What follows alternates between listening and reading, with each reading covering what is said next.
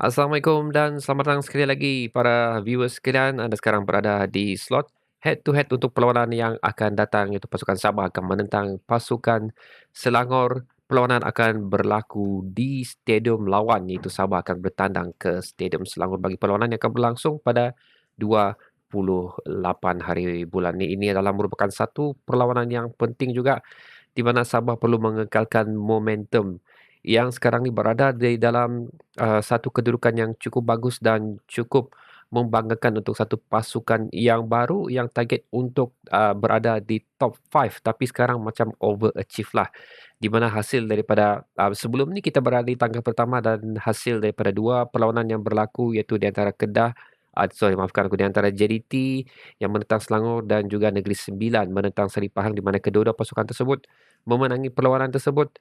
Dan kita jatuh ke tangga ketiga. Ini pun bukan berdasarkan um, kita tidak bagus, tapi ini adalah berdasarkan perlawanan yang perbezaan jumlah perlawanan yang telah berlaku di antara kedua-dua pasukan. Tapi sebelum tu guys, macam biasa di hujung video ini aku akan membuat prediction terakhir aku untuk hasil daripada perkongsian data yang aku lakukan untuk tim mana yang layak untuk memenangi perlawanan. Dan seperti biasa, aku rasa kamu semua sudah tahu apa yang akan berlaku.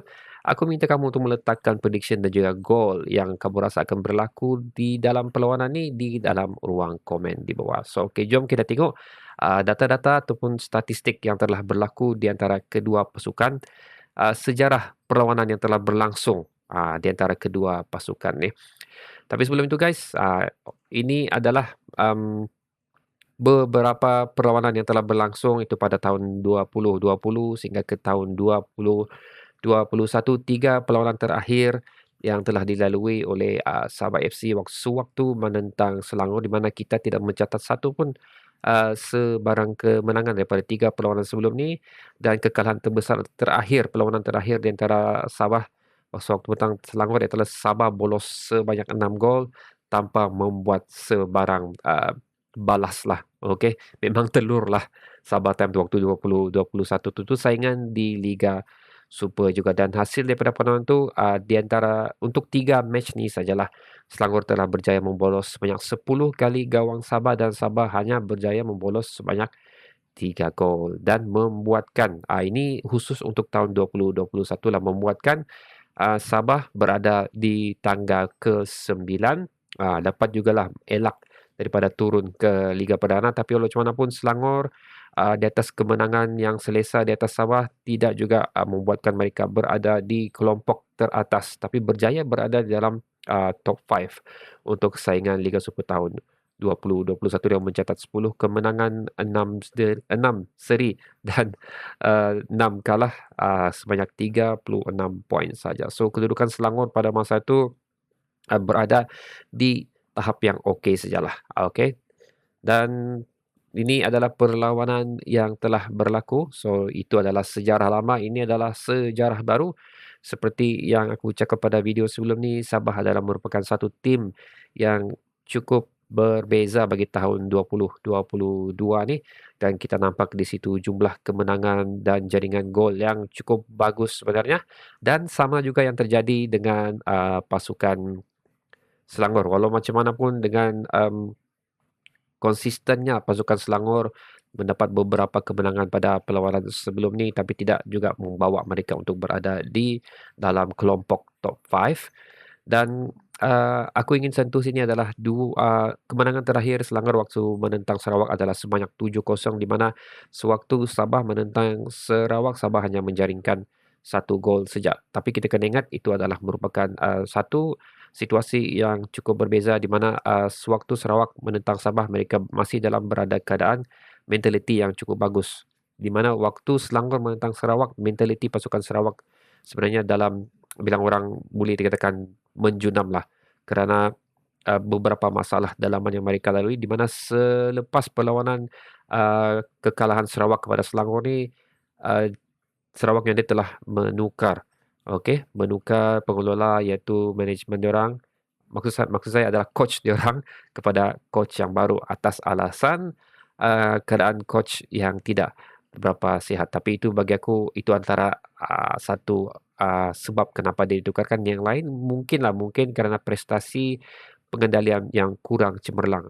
Itu membuatkan Sarawak berada dalam kedudukan yang tidak berapa selesa sekarang ni, dan mentaliti diorang aku rasa memang down sekarang, membuatkan mereka tidak berfokus pada perlawanan tu yang mendapatkan mereka bolos sebanyak 7, dan diikuti lagi dengan JDT.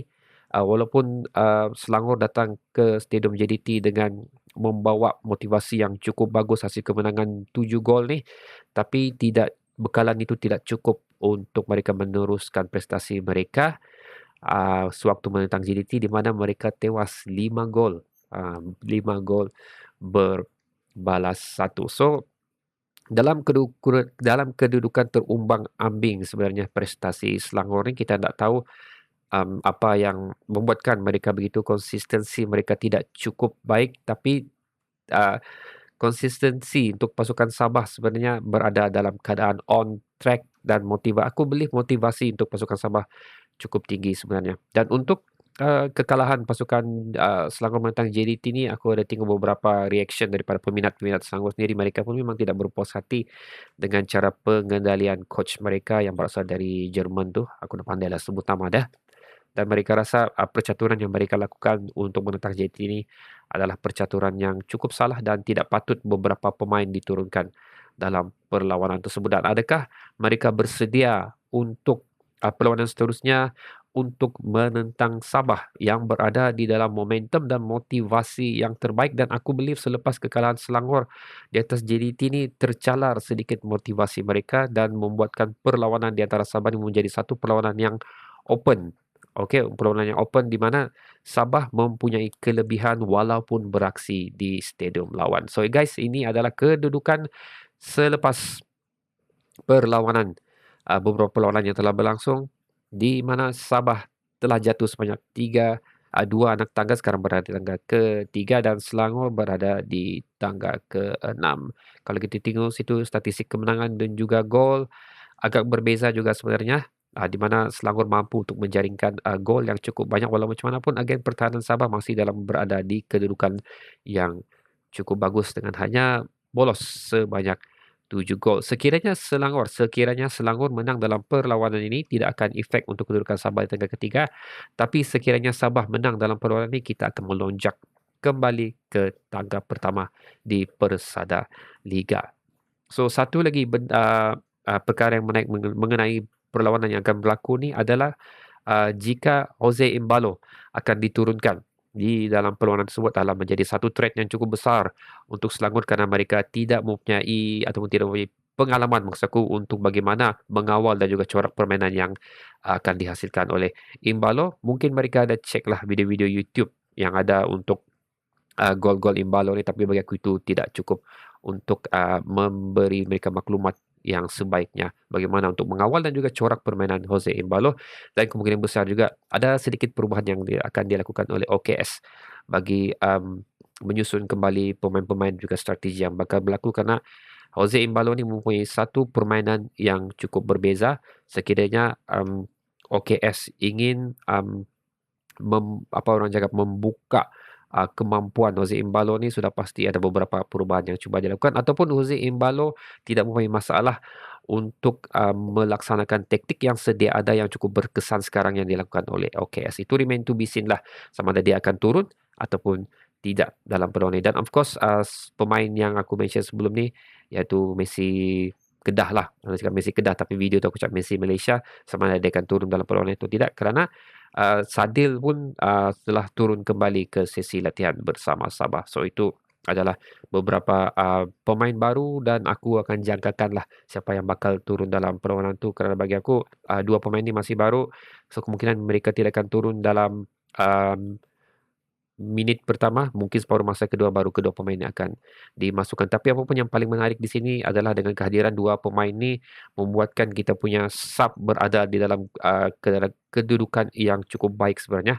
Walaupun bukan semua dapat diturunkan, tapi at least pemain yang digantikan untuk dimasukkan pemain kesebelasan utama kita juga mempunyai reputasi yang cukup bagus untuk meneruskan perlawanan yang akan datang. So itu adalah macam taktik terbaru yang aku nampak daripada OKS, di mana Even untuk sub pun dia mau pemain yang terbaik supaya supaya tidak akan mengganggu corak permainan pasukan Sabah. Seperti yang kita nampaklah waktu menentang Seri Pahang, walaupun kita menang perlawanan tu, tapi kita tengok selepas 20 minit perlawanan separuh masa pertama dan juga separuh masa kedua, nampak agak um, tidak berapa menyengat sudah permainan pasukan Sabah ini. Bagi aku adalah merupakan satu pemain kesebelasan utama yang sudah penat, dan kedua adalah pemain sub kita tidak sama level dengan pemain kesebelasan utama.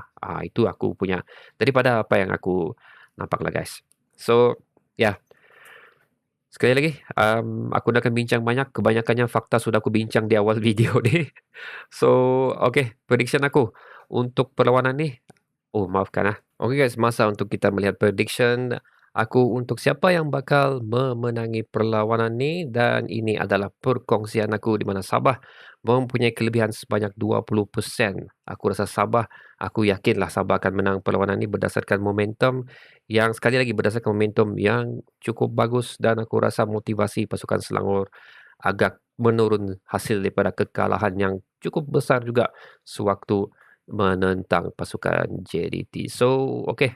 Apakah prediction kamu? Adakah kamu setuju dengan apa yang aku cakap ni? Sila letakkannya di ruang komen di bawah. So, sehingga kita bertemu lagi guys pada video yang akan datang, iaitu untuk ulasan perlawanan di antara kedua pasukan ni. Assalamualaikum.